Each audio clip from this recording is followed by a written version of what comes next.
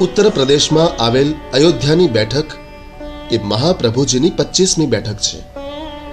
લખનૌ, અલ્હાબાદ તથા કાશીથી રેલમાં અયોધ્યા જવાય છે. ગામથી 3 કિલોમીટર દૂર વલ્લભ ઘાટ છે, જ્યાં હનુમાનની મઢી પાસે આ બેઠક આવેલી છે. અયોધ્યામાં સરયુ નદીના કિનારે વલ્લભ ઘાટ આવેલો છે. ત્યાં હનુમાન મઢી નામના સ્થાનમાં શ્રી મહાપ્રભુજીના બેઠકજી બિરાજે છે. આપશ્રીએ અહીં બિરાજી શ્રીમદ ભાગવતનું પારાયણ કર્યું. પછી આપશ્રી અયોધ્યાના તીર્થ સ્થાનોમાં દર્શન કરવા પધાર્યા.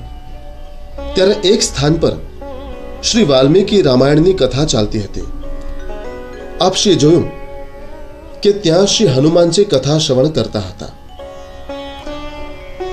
શ્રી હનુમાનજીએ શ્રી મહાપ્રભુજીના દર્શન કરીને વિનંતી કરી, મહારાજ, આપ શ્રી કૃષ્ણના ઉપાસક હોવા છતાં શ્રી રામચંદ્રજીની નગરીમાં કેમ પધાર્યા છો? ત્યારે શ્રી મહાપ્રભુજીએ મંદ સ્મિત કરી આજ્ઞા કરી, અમે તો અમારા શ્રી ઠાકોરજીના સાસરે આવ્યા છીએ.